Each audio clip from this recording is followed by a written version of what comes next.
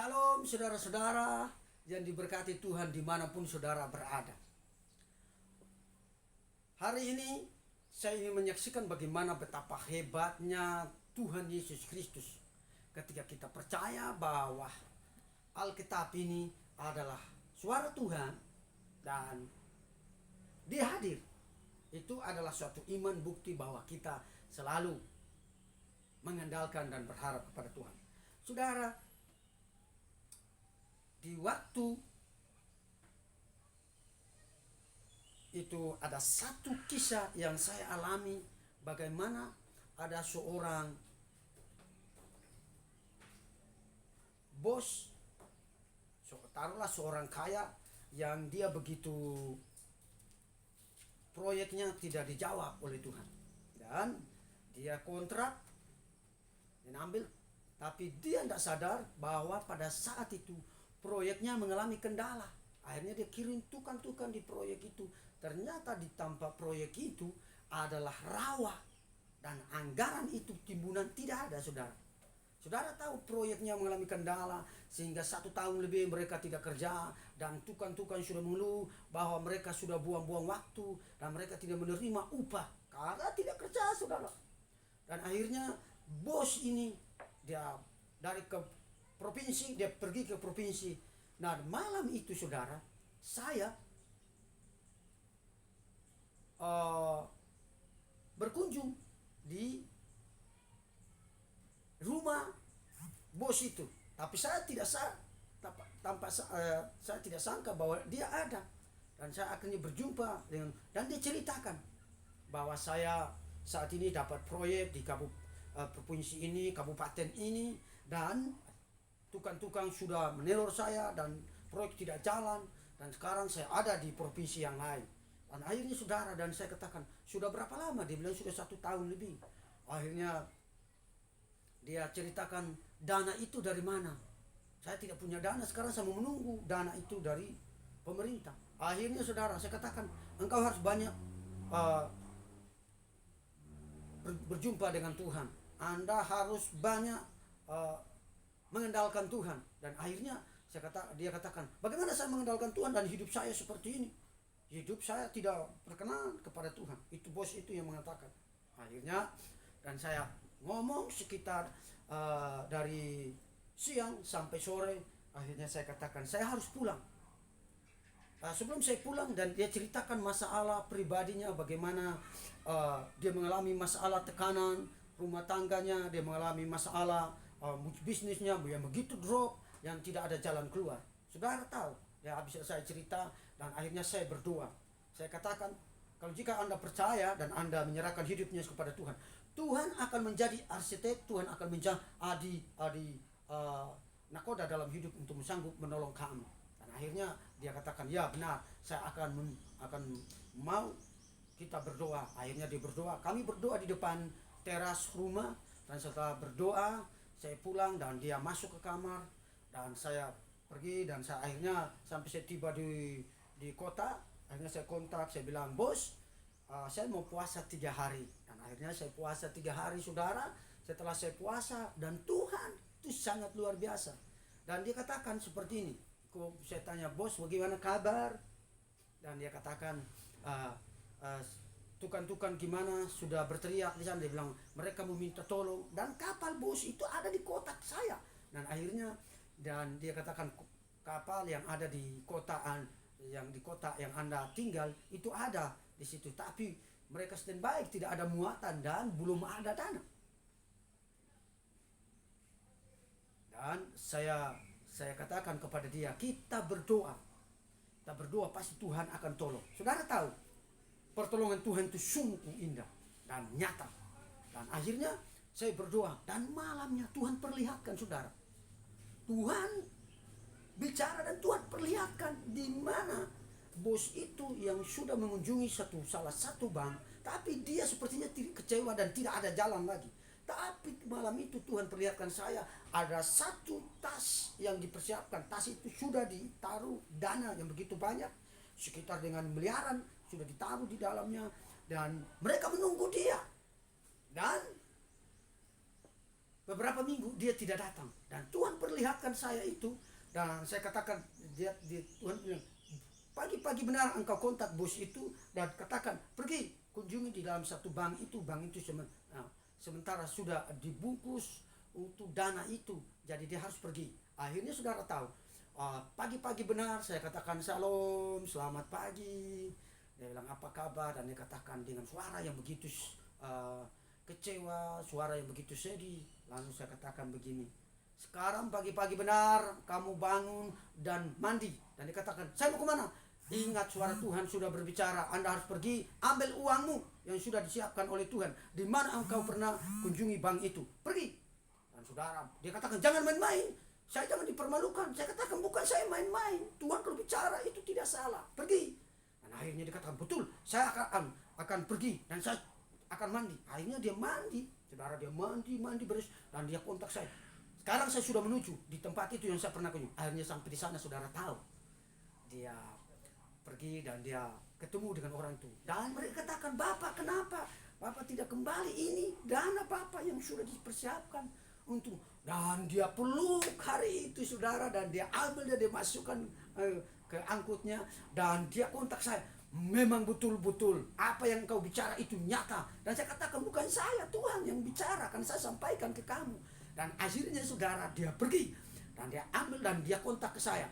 Dia katakan, kamu di mana? Saya bilang, saya di sini. Dan dia katakan, kamu tunggu di pompa bensin, saya akan jemput kamu. Akhirnya dalam perjalanan sekitar mendekati 1 jam dari provinsi menuju ke kota, saya tunggu, dan saya lihat bos itu penuh dengan sukacita. Dia akan isi bajunya di dalam, di dalam di perutnya. Saya kira kenapa dia makan apa kok tiba-tiba dia begitu, perutnya sepertinya orang hamil. Ternyata uangnya disimpan di sini dan di belakang, saudara, dan ada yang lain di tas dan di dalam mobil.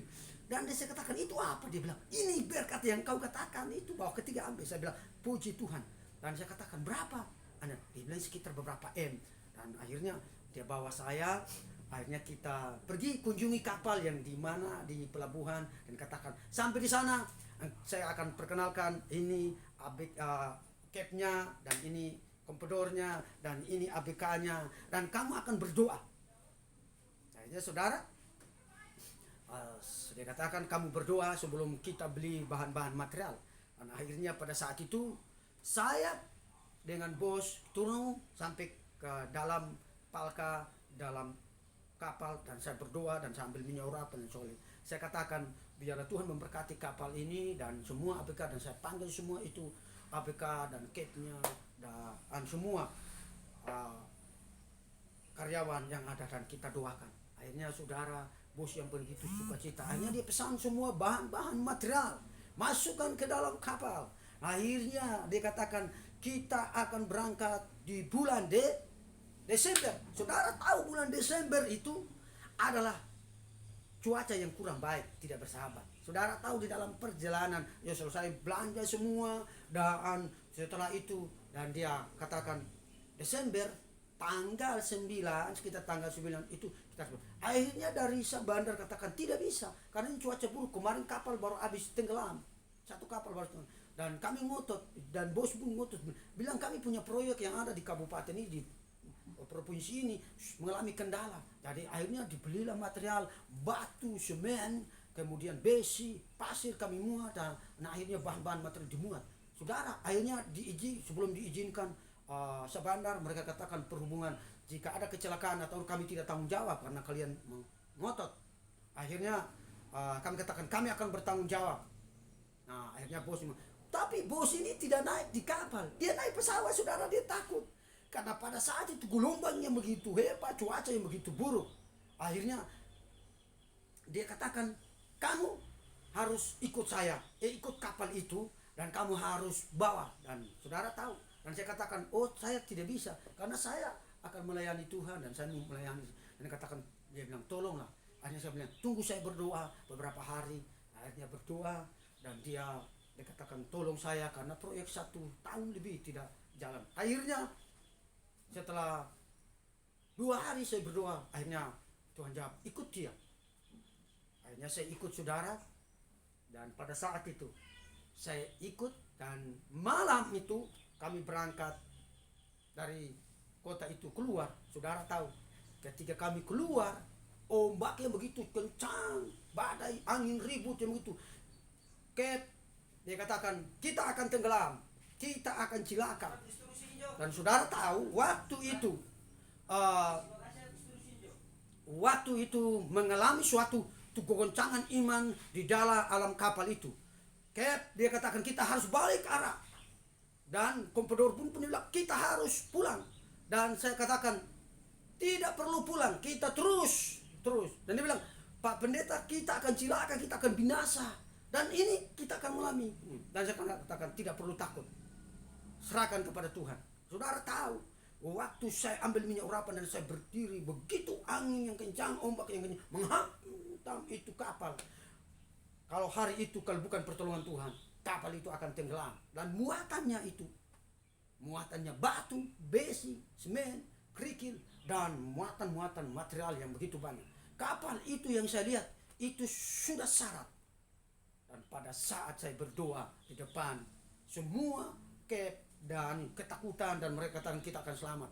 Dan saya selesai berdoa, saya ambil minyak urapan dan saya buang di depan kapal itu di laut. Saudara tahu, beberapa menit kemudian air itu berubah tadi yang ngamuk, ombak kencang yang begitu dahsyat. Akhirnya ketika saya buang, air itu sama seperti kita lihat minyak kelapa yang kita taruh di dalam alam panci.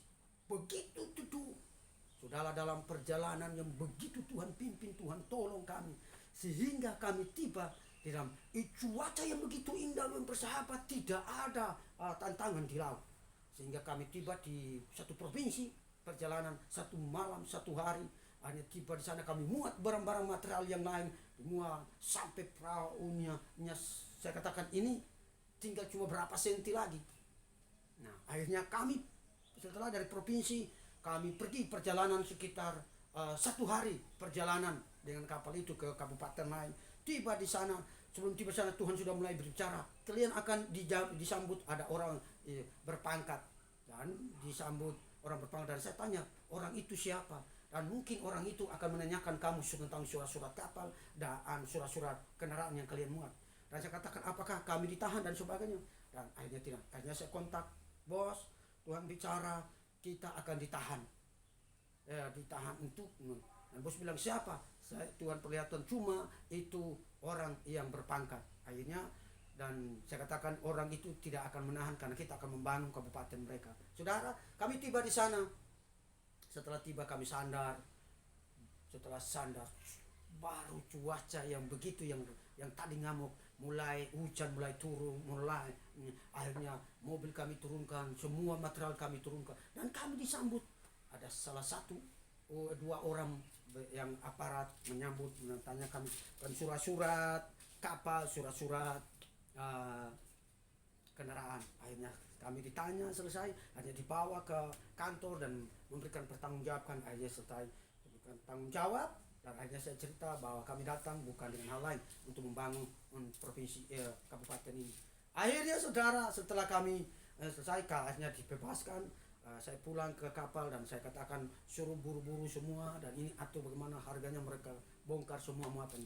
Setelah bongkar saudara, dan saya melihat pertolongan demi pertolongan Tuhan yang begitu ajaib. Oh haleluya, Tuhan beracara dalam perjalanan.